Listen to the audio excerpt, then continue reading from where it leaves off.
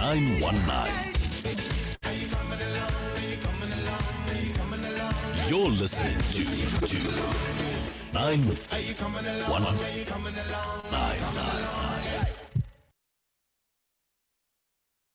919 has signed a code of conduct that is enforced by the Broadcasting Complaints Commission of South Africa. Under the code, we are committed to giving news that is accurate, comment that is fair, programming that is not harmful to children and that does not amount to hate speech or the description of gratuitous violence or explicit sex. If you think we're not living up to that code, you can inform the BCCSA. Direct any complaints in writing to the Broadcasting Complaints Commission of South Africa to PO Box 412365, Craig Hall 2024. Or email the BCCSA at napsa.co.za. For more information, visit the bccsa.co.za. We all love a good story. Stories of love and life. Stories that entertain and inspire. And the best stories are the ones that happen to be true. Every Friday night, Jack Devnarain is live in conversation with an iconic South African personality who shares the true stories that shape their remarkable lives. Join us for reality radio as real as it gets. From 6 p.m. to 7 p.m. every Friday night, only on 919.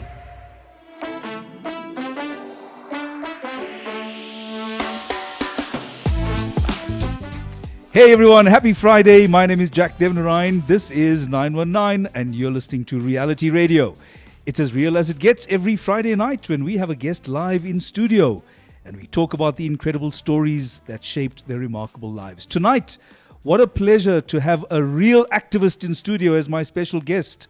She is an environmental activist, also somebody fighting for climate change. She is the Education Associate for Food and Trees for Africa. She is Bharathi Tugh. Welcome, Bharathi. Good evening, Jack and listeners. Thank you so much for having me on your show. So good to see you. I know you're always busy. You come up to Joburg every once in a while. Not very often, right? Yes, we do. We come up for family and to network as well as to meet our staff. We have our head office in Galamana. So when you talk about your staff and your team, this is Food and Trees for Africa? Yes. Okay. So I understand this is your uniform. Yes, my grandson really appreciates. He believes his grandmother goes to school because she wears a uniform. And we proudly wear our uniform. Yeah. And I think today is a momentous occasion for the organization. Our ED, Mr. Chris Wild, celebrates 10 years at the helm of the organization.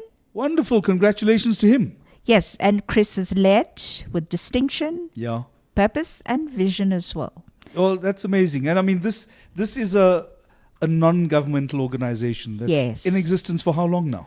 34 years. Really? 34 years. And Chris has been there for the last 10? 10.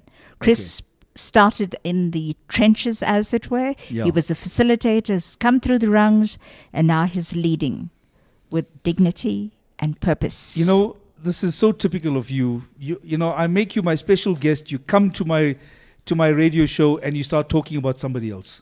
Now, when can we start talking about you? We can start now. Okay, good. We can start now. I love that. So your journey into this area of environmental activism, climate change, it starts off with you being an educator, though. Yes, which was 4 decades ago. It started initially at a primary school. Yeah. I was teaching in a school that was based in Chatsworth. And the community of Chatsworth were relocated to the area. And when I started teaching at the school, the spirit of the community and the learners was heartening and it was inspiring in the way they engaged with their children's education. Yeah. And education is beyond merely teaching a syllabus. So the learners were involved in extracurricular activities, and the warmth with which I was received in that community encouraged me to extend beyond the fences of the school. So we established an environmental club. The learners then embarked on activities. The community came together. Yeah. We started off with a cleanup operation. Oh, that's amazing. Aesthetic pride needed to be established. Yeah. And then it was little activities. For example, Hassel started adopting the verges. There was an open space where our learners needed to walk through. You come all spruced up with shoes polished, neat socks and shoes, but you're walking through bush to get to school.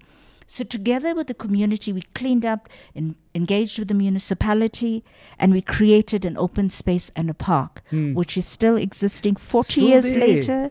And I'm in touch with the community, and I have beautiful learners who communicate regularly and have aspired to great heights in their own fields and careers as well. So you are in touch with some of the learners that were in your charge when you were still a teacher, right? Yes. Yeah. It's the spirit and the nurturing. Teaching is you nurture children. Yes, yes. There was something that you said about what you actually teach people, and it's amazing how you growing people, not only food, is the way you described it. Yes. Presently in the role at Food and Trees for Africa, Yeah. it's important we teach life skills about growing your own food.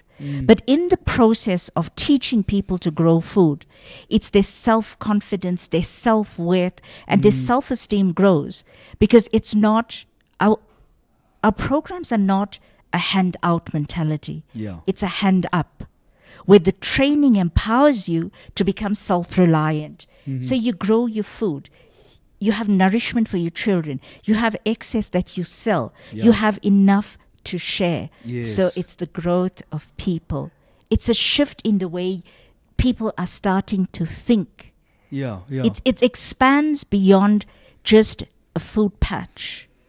It's understanding the nature. It's understanding your community, where there is this cohesion, where there is people come together to celebrate their lives because they have access to food. They have, our farms are now income generating. The children are involved in the processes as well. We found that at some of the sites where where the parents are working on a project, learners come home en route home, they stop at the projects and they engage with what is happening.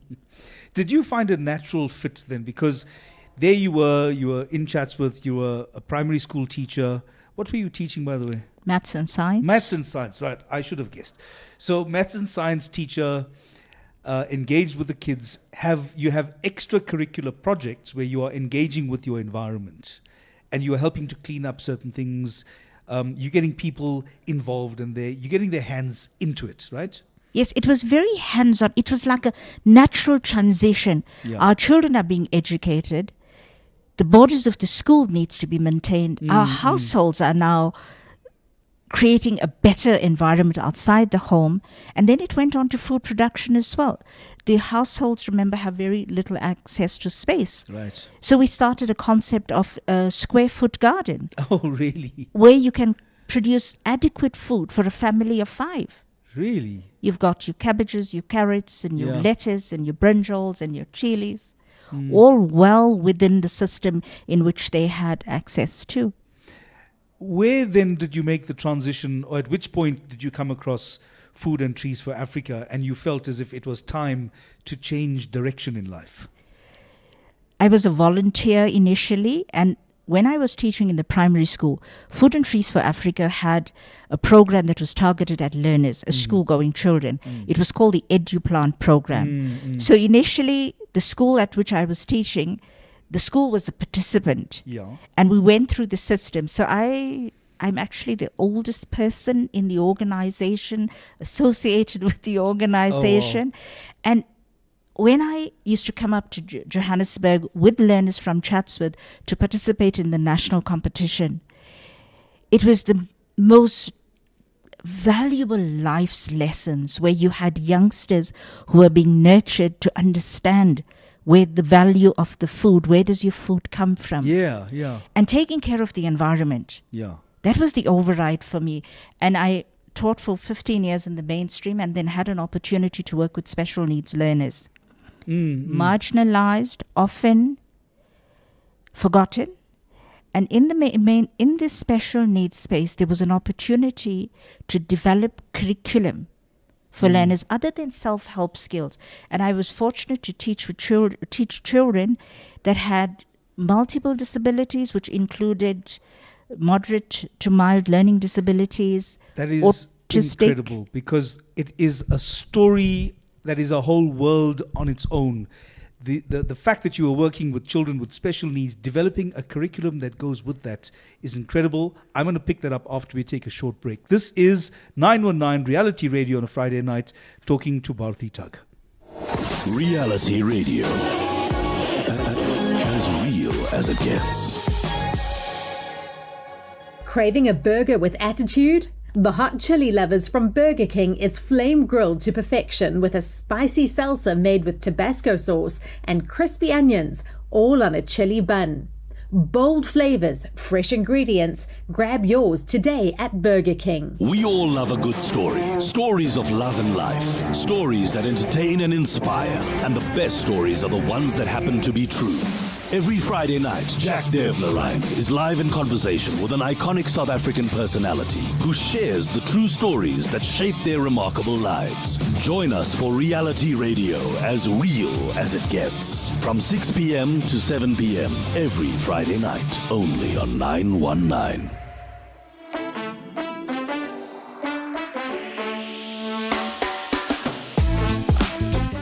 919 goes green this Friday night with me, Jack Devnarain, and Bharathi Tugh, environmental activist and somebody interested in food security. I am fascinated by the story of you going to work with children with special needs. Take us back into that. Wasn't that a terrifying challenge on its own? Special needs learners have a very special place in my heart. Yeah. Unconditional love and their willingness to learn. So it was an ideal opportunity to understand them, and I realized how much the outside meant to these children. Yeah. So it was an opportunity to take them outside the classroom and teach them using the natural environment. And fortunately, the environment was very supportive. We developed the curriculum and we exposed the learners to all aspects of agroecology, practically hands-on. And the added experience was children with special needs also need development in various other aspects as well. And that led to the development of a sensory integration therapy facility. Oh, wow. Okay, so you're helping them connect with the environment using their senses. It was water therapy, it was sand play therapy. Okay. The sensory where we had all our herbs growing, whether it was the basil or the lavender. And the transformation that I saw in these learners, the interest. Yeah. We started to grow food at the school, which then led, they were validated in their capacity to do something. Yeah. And subsequently, I worked there for 15 years with special needs learners, and the learners that went through our hands are now in mainstream open labor market, which we are very proud of. And I felt that if this was the platform and which I was impacting on merely 20 children that was under my direct supervision. Yeah. So the platform to impact on a national level was when Food and Trees for Africa had established a branch office in KZN, and I managed the branch office, and I transitioned from education into the EduPlant program and managing the Durban branch office, where we were mandated by a municipality to support and train 85 farmers. Oh, nice. EduPlant is a whole project on its own, right? EduPlant is a department on its own where we support schools. We are very fortunate in we have the support of Tiger Brands, who presently supports in excess of 300 schools nationally. We have a national footprint. Yeah. The learners and the teachers go through a structured program which is aligned to the school curriculum. We understand the education space. Yeah. So it was important that what you take to the schools and we get the buy-in from the teachers and they implement what we have taught. So it's aligned with the curriculum. You have the syllabus there. We have content. The teachers are trained alongside the learners and the community. So you being education associate for Food and Trees for Africa, does that mean that all those 300 and something schools fall under your remit? Yes, it does. So we monitor very closely the impact we are making. And during so every workshop, our teachers attend, the parents attend, and the learners. They go back. With the support from Tiger Brands, we have educational materials, planting inputs, tools that each school is allocated. Yeah. Remember, we work with under-resourced schools. And it's important that you support them in a way that they are able to implement. You don't do a workshop and go back and ask them to implement if there is nothing to work with. Of course. Which leads to the question, how do you profile the schools that come into the program? We have a system where we target various areas in a district or a municipality. The schools apply. It is very important for us. We have very stringent selection procedures, and we ensure that people that join the program are committed. We have a buy-in from the management and the parent community. So the governing body and all that needs to everybody is part of the system, so that we ensure that whatever impact, it's tangible. So the schools are also taught through their science, or whether it's life orientation in English, it's a cross-curricular implementation, Jack. So it's creating this holistic development of the child. Yeah. EduPlant, that's the program you're talking about, right? What I'd like to go back into that, but just give me an idea of some of the other projects that are being run through Food and Trees for Africa. We have our Food Gardens department, which focuses on social development and community development, where we have communities. We have the majority of the communities that are women-led, that are bringing about change. Very empowering stories where they've taken it upon themselves to teach each other. So we come in with support. We have funders that provide training. And the important thing is, with the input resources, there's a structured curriculum that they follow. So when we exit the program, the project members are equipped, they understand their soil, their water management, their harvesting. There's an element of a business skills development as well. So it goes the full loop. We don't leave you with not being able to sustain this project. I was going through this book that you had given me, and I'm so grateful that you did, because there is a feature in here about the role of women and the challenges that women face, particularly in the African context and in rural areas as well. Because it's up to the woman to see to her family, to do the cooking. She's the one who has to walk, the 5 or 6 kilometers to get to the stream, to fill this heavy container and walk back with it to take care of her family. So there are specific challenges that I think fall to women to have to manage in how they are engaging with the environment and providing food for their families. It is very important that we understand the impact of climate change. We see it, or often it is punted as something that happens outside there. We in our book that we have launched at COP29, it's called Leading the Change. Yeah, this is the one, eh?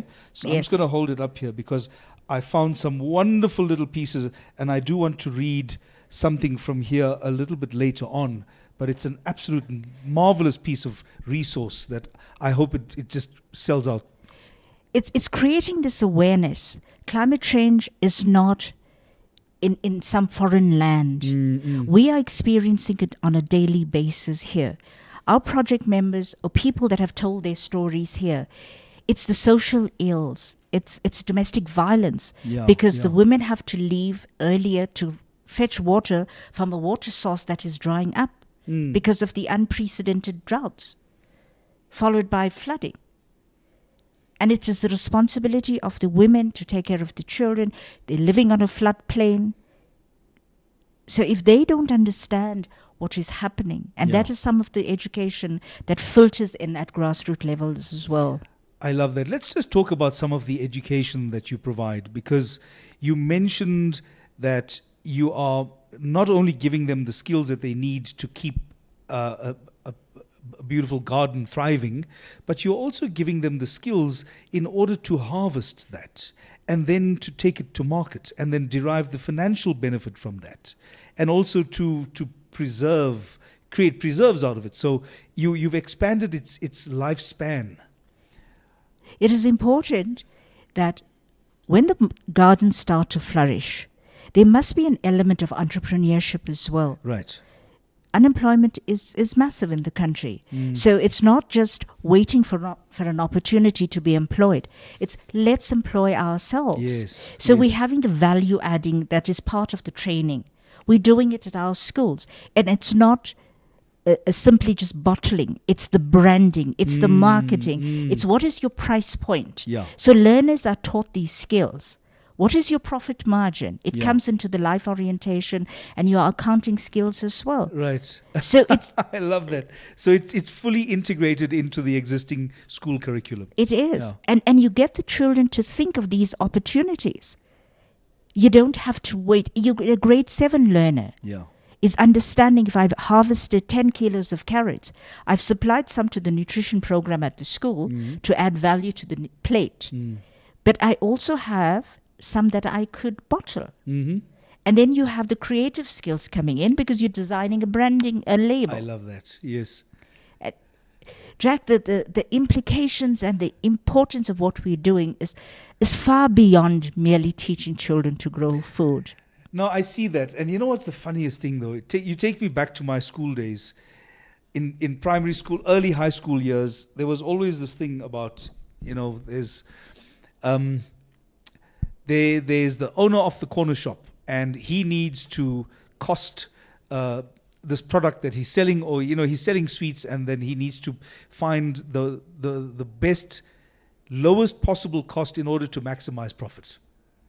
And it was always some arbitrary exercise, and you've almost got to create around that example who this person is, and why is he selling those sweets? Why not those chocolates? And you providing an actual example. You providing the real practical in your basket, in your hand, that you grew yourself. It's a life skill. I think that will be imprinted on the child's memory forever. Yeah. And these are the kind of skills that we need as well. It's not just what we've created in the existing curriculum. It's about working within your environment, working within your community, and producing a yield that will actually sustain people. And that is important. It's nutritional value that we bring into their tables as well. Yeah. Because the system that we use is based on agroecology and permaculture, which focuses on natural growing systems. That's important. We didn't go into agroecology. You mentioned it earlier, though, and I wanted to ask, what does that mean, agroecology? Agroecology essentially is working with your natural systems. You understand your natural systems. Yeah. You avoid the use of any chemical inputs. Oh, so that's important. Hey. That's important to us. We avoid chemical inputs. So whatever children are taught to do their own composting. We have access to kraal manure. So these are soil additives that are important in what we do. It's like using your on-site resources. What is close to you? What is it you can do? Rather than creating barriers to success, there's your opportunity. Use what you have. So when it comes to the use of fertilizers and things like that, then do you support that, or is that not something you would use? It's something that we avoid. Yeah. Unless it's naturally produced. Okay. Yeah. And then isn't that where you find your challenges, though? Because you want to create a thriving garden, and you've got everything else, but you don't have water that's close by, for example. So how then do you work within your concept of agroecology? How do you help with that? There's one of the content that we teach is water management. And water management is just not a source of municipal supply. We work with communities that rely heavily on the streams that are close by. And we also have introduced a concept of grey water harvesting. Okay. So grey water harvesting is essentially using your water that you would prep your food with, wash your vegetables, bathing water, which we then go through a system of filtration, a simple system, whether it's through a banana patch or gravel, and that water can be used. And a simple example I'd like to give you, I visit schools extensively, and I visited a school on the South Coast. We arrived at the school and there were tons of plastic bottles lined up at the school. And that school had the most brilliant garden, no access to water. The learners used to carry water to school daily, really? Wow. water the gardens, en route, back home, pick up your 2 liters bottles. Yeah. And the next day, it's the routine that sets in. So it becomes a lifestyle. We make a plan. Yeah. Use your grey water. And that it just shows how invested they are as well. And it's wonderful when I hear these stories. And there are lots more stories to come because this is Reality Radio. You're listening on 919. And we are talking to Bharathi Tugh. My name is Jack Devnarain. We're taking a break and we're back after this.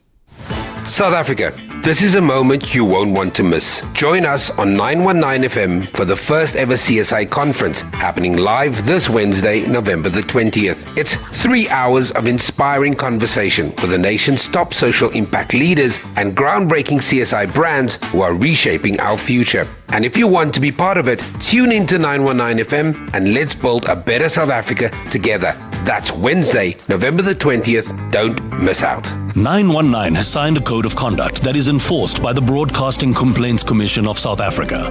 Under the code, we are committed to giving news that is accurate, comment that is fair, programming that is not harmful to children and that does not amount to hate speech or the description of gratuitous violence or explicit sex. If you think we're not living up to that code, you can inform the BCCSA. Direct any complaints in writing to the Broadcasting Complaints Commission of South Africa to PO Box 412-365, Craig Hall 2024, or email the BCCSA at napsa.co.za. For more information, visit the bccsa.co.za.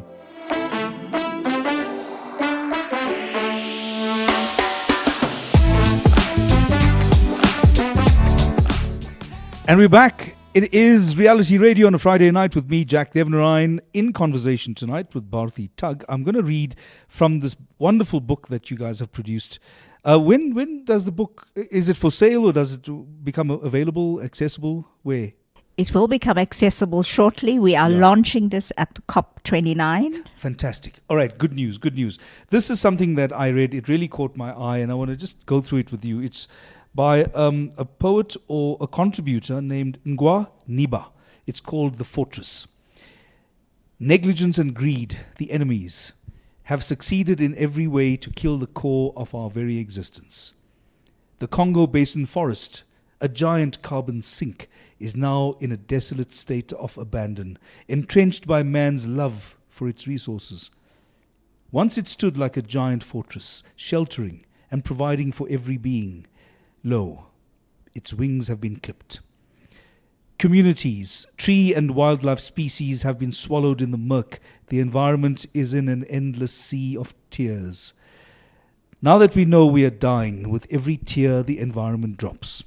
When the trees no longer wave gladly at us, what are we going to do? What a beautiful piece. That was Ngwa Niba, and it's in the book, Leading the Change, African Voices in Climate Action. Is this the kind of sentiment that you come across regularly as an activist for climate change? Jack, this is the constant. Mm-hmm. This year we had the opportunity to work. We've developed curriculum on climate change, which we've introduced to grade 10, 11 and 12 learners across the country. And we had an opportunity to work with 1,200 learners in Gauteng. And one of the aspects that we asked the learners to do post our training was to come up with poetry. Yeah. Grade 10 learners, all based in the township areas of Gauteng.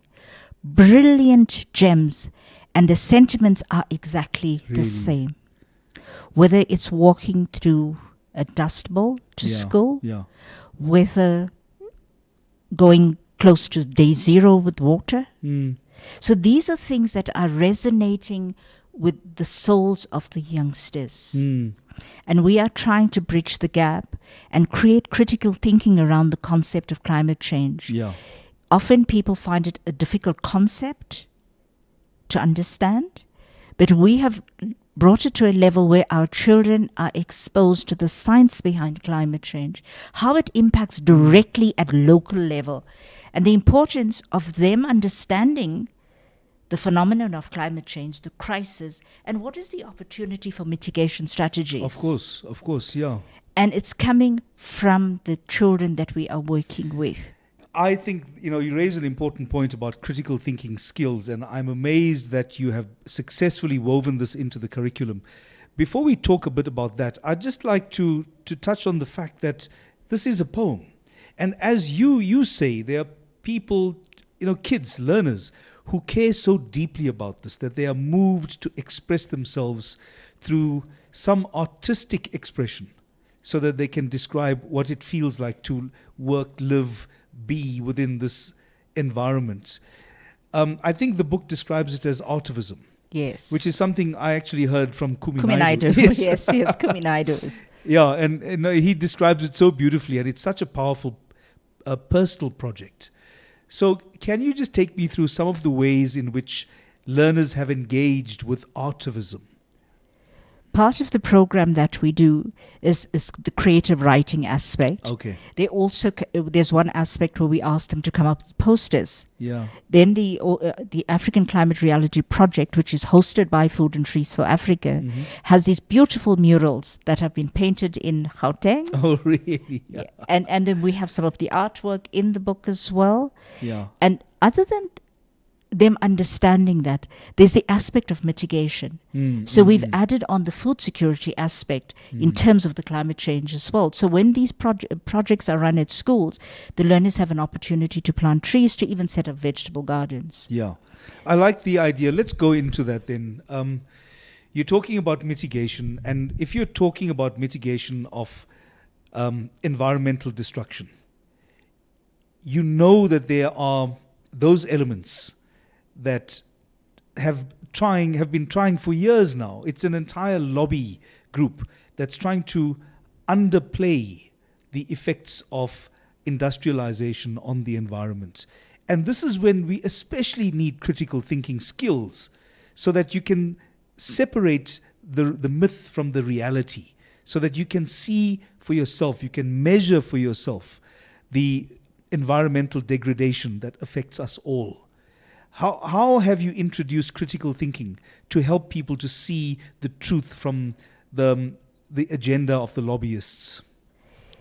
The important aspect is the way we present the materials that we have. We have structured materials developed. We've taken newspaper articles. Yeah. We've given journalism comes in as well. Right, exactly. Because we look at climate change not just as something happening out there.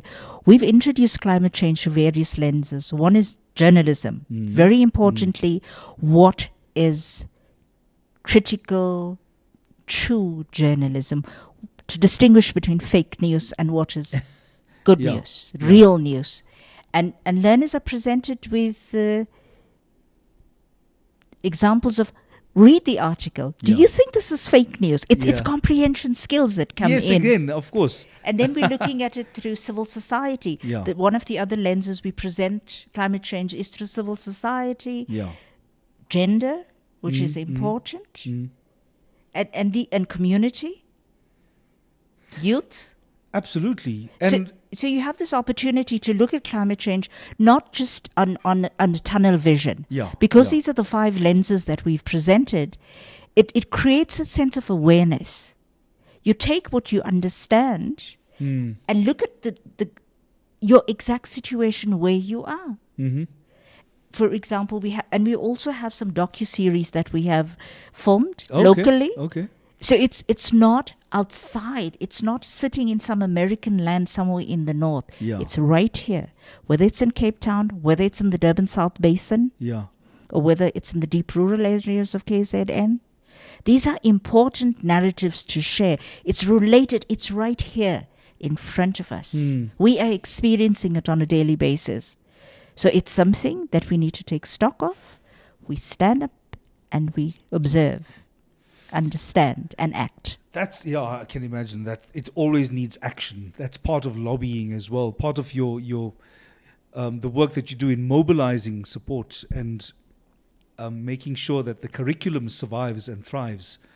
Don't you find, and this is just a personal reflection, but when I look at the work of the lobbyists that represent the agendas and the interests of big business that basically maximize their profits out of environmental degradation. Deforestation is a good example of that. But when you look at how these arguments are presented, you can see that they hide behind this anonymous presence. Anonymity.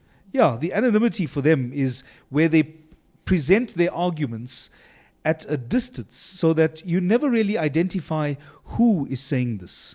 What is the brand? There's always some kind of an association or a think tank or some research group that doesn't have any provenance. And you always say, but an insightful mind and an incisive mind would be able to pick up that this is nonsense. And that is the importance of education, Jack. Right.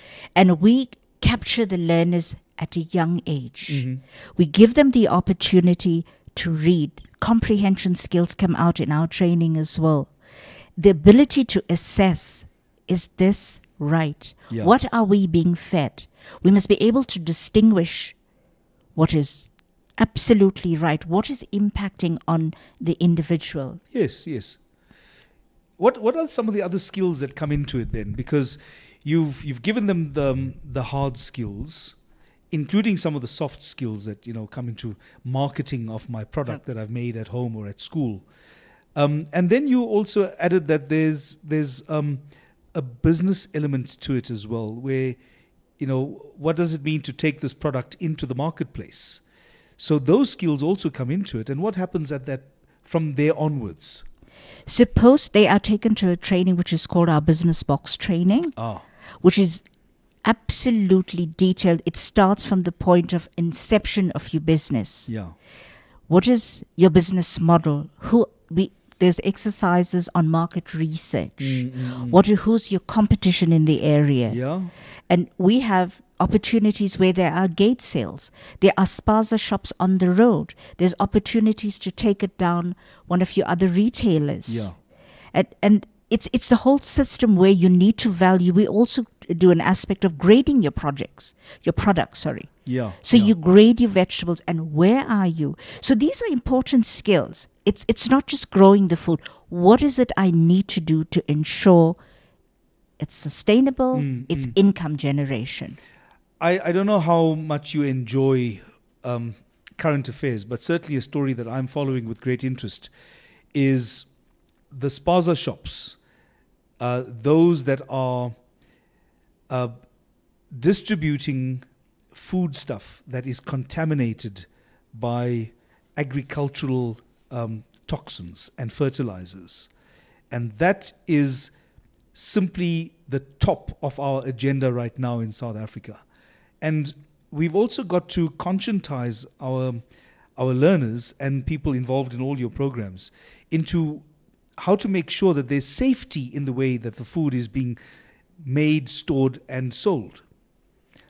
Food safety, contaminated food, these are huge topics that are coming up, and especially it's impacted on the lives of children. Yes, and I think exactly. that is the important thing for schools to play a role, parents as well. What is the nutritional value of what you're feeding your children? And in the program that we run with our schools and the communities across the country, it's the importance of focusing on natural hygiene and no chemicals. This is interesting to me because, I have a background in law enforcement. So I'm always very sensitive to people need to make a living, but also if you're violating city bylaws in the way you are selling your foodstuffs can always take you down the wrong path. And I'm looking now at how government is trying to address this, because if you fail to enforce city bylaws, it's very difficult to pull it back, which is kind of the space that we are in now in government's attempts to try and halt the sale of contaminated food. But there's so much to discuss here, and we go on. In fact, I really want to find out what's coming up next in Bharathi's life for the next big project. That's going to come up after this short break. They say nothing ever lasts. But what about the Fast and Furious franchise? Or showing Anaconda 2 for Friday Action Night? Or how Brooke is still forgiving Ridge Forrester like 50 seasons in? And then there's Burger King's Whopper Meal deal, which is still going strong.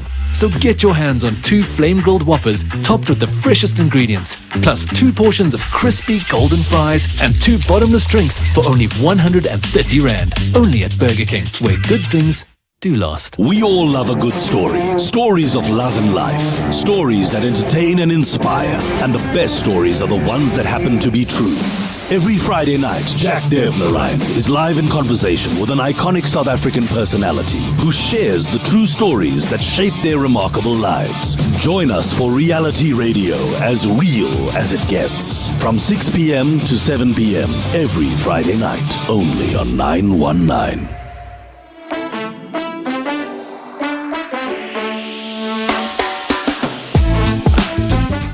It is Reality Radio on a Friday night with me, Jack Devnarain, talking about the environment and climate change with Bharathi Tugh.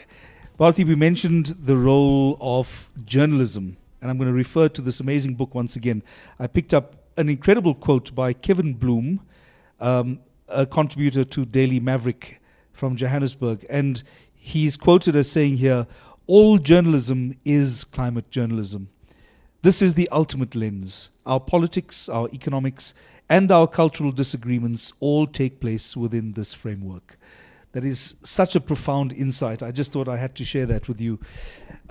There's something that you were reflecting on earlier also, talking about the World Health Organization made reference to something that they have flagged in the form of mental health being a critical area and high on their agenda. How does it sit on their agenda and why? Within the space of work situations in terms of youngsters having mental ailments or issues that they cannot deal with. And I feel that we need to take a holistic approach to life. What is the values that we are training our children? What are we imparting? Not just the children, the adults as well. So I'm very passionate about environment and human spirit and well-being. So Food and Trees for Africa had supported a project in the north coast of KwaZulu-Natal. Where I'm from, incidentally. Great stuff. We will pick up later on that. Okay, let's. So we have the Sri Vishwananda Nilayar. It's situated in the heart of Joburg, Stanger. And this is a beautiful, lush area where the focus is on the spiritual development of individuals. That's the focus. But beyond the focus of the spiritual development, how do we address the emotional, the physical, and the mental well-being of individuals? So coming up in December, there's the multi-pronged approach to one's spirituality. Is how do you connect with Mother Earth? So there's a project where we have already developed a food garden. We have access to water. We've planted about 600 trees already. Already? 600 trees? Already. Okay, then this is all in Joburg. All at Joburg in KwaZulu. And the element of environmental consciousness, awareness. So the potential to develop far beyond to ensure that people that visit, people that share the space, it's a sacred space where you have an opportunity to indulge in conscious walking, meditative practices, yoga. You connecting on an eco level far beyond just growing food and greening. Although the greening aspects is your carbon offset. You're creating an environment. You're creating natural corridors for biodiversity. You describe them as green corridors, right? Yes. That's beautiful. It was interesting to me, and I'm going to get back into this incredible Garden of Eden that you've created. But I remember also reading in your biography that you are a carbon footprint analyst as well. Yes, years ago I had an opportunity to train as a carbon footprint analyst. And it's an opportunity to see how we as individuals can offset. So Sri Vishwananda Nilayar is a space where we can accommodate thousands of trees. We can create broadwalks. People can come in for forest washing. It's a huge concept in Japan. Really? It creates mental balance in one. It's awareness of yourself, where you go deep within yourself to understand who you are and how do you give back. My journey is almost at an end on Earth. And what do we leave? What is the legacy we leave? Yeah. It is something you create where generations to come, Jack, will benefit from the food security, from the spiritual aspects, your opportunity to come and connect with nature. So this is a place where people can commune with nature in a space that is allowed to thrive in its natural habitat, where you are planting things, you are planting trees, hundreds of trees, creating green corridors and spaces where you can commune in a natural forest space also. And the organization has also gone beyond just merely creating a green space. It's a social cohesion. It's nation building that is taking place at the site already. Yes. So we're bringing in the communities. You come and you learn a skill. You replicate not just at the site. You go and you replicate in your household. Imagine creating a whole hub of homesteads that are food secure. Absolutely. And all of them connecting to the space where that becomes a resource for them as well. Yes. And the opportunities about, it's where communities come together, where people come together. We co-create. It's a collaborative effort, Jack. Yeah. And I think if that becomes the blueprint, we're creating a food forest there, a forest that will produce for generations to come. So this is, how is it funded? We look at opportunities for corporates to fund in. Okay, yeah. And Food and Trees for Africa has supported a fair bit of the project already. Yeah. And we look at outside intervention. We're having a summer festival, create awareness about the space, the ability of individuals to come there. Yeah.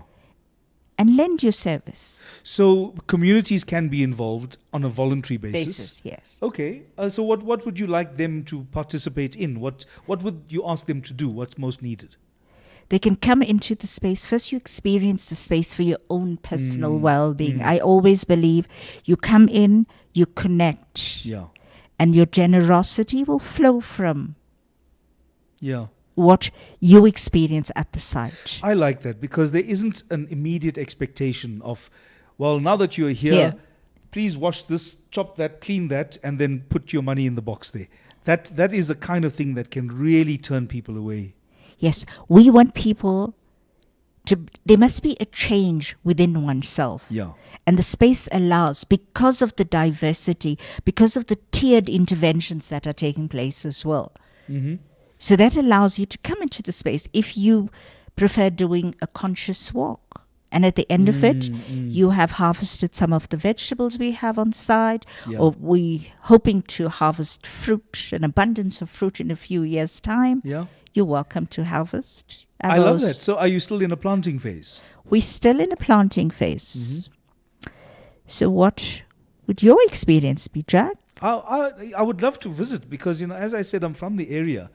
And look, I can't claim to be, to have very powerful spiritual insights, but I totally understand social cohesion. And I would love for that to be a communal experience. For me, at some point, to connect with that space and to connect with other people, people from the local community, and to actually physically be involved in something that's going to benefit the space. Great. Then I have a challenge for you. Oh, wow. Okay. We're getting a challenge live on reality radio, Matabs. And you cannot. You don't have an opportunity. Oh, wow. To say no. Okay, this sounds amazing. Okay, what's your challenge? 8th of December. Yeah. What would you like to do? Jack gyms. He has powerful energy. Yeah. Physical strength. You can start building. You can start planting. Oh, wow. Okay, do you need somebody to dig a hole to plant a tree? Because I bet you I can do that really well. Not one. 108? 108. 108 holes to plant trees in. To plant 108 trees by the end of the day. That is a challenge. I accept. Great. I accept your challenge. 108. Do I get a big spade or a small spade? We do not believe in hard labor. We'll make life very easy for you. So you come back and you give and you give and you continue to give like everybody else that comes to the site. Okay, so this is going to be a date. I can see this challenge working because that's a Sunday, I think it is. It's Sunday. Okay, Sunday the 8th. Yes. Right, so that means we're going to have reality radio here in Johannesburg on the 6th. I'm going to come down, fly down to KZN, and then we're going to connect. You're going to take me to this incredible space because you really sold it well to me. Thank you. And then I'm going to make sure I'm in my overalls and in my work boots, and then I'm going to dig. Well, I don't know if I'm going to get to 108, but I'm going to give it a good shot. Perfect. Don't forget the sunblock and your hat. Right. And remember, you have to offset your carbon. You're traveling down by plane. Oh, right. Okay. Give me a chance here. I don't know what my carbon footprint is. I think my carbon footprint is about a size 8.5 for now. Definitely not. I would take the carbon calculator. We'd calculate your carbon. Are we going to do that on site? On site. Okay, I love that. What is the place called? It's the Sri Vishwananda Nilayar. It's in Duisburg. All right, so we'll call it the Duisburg site. Okay? The Duisburg site. Because I know I'm going to trip over that name. The Duisburg site where you'd come. You'd probably have to forego your gym subscription for a while. I can do that because we're doing something real. That's a challenge. Challenge accepted.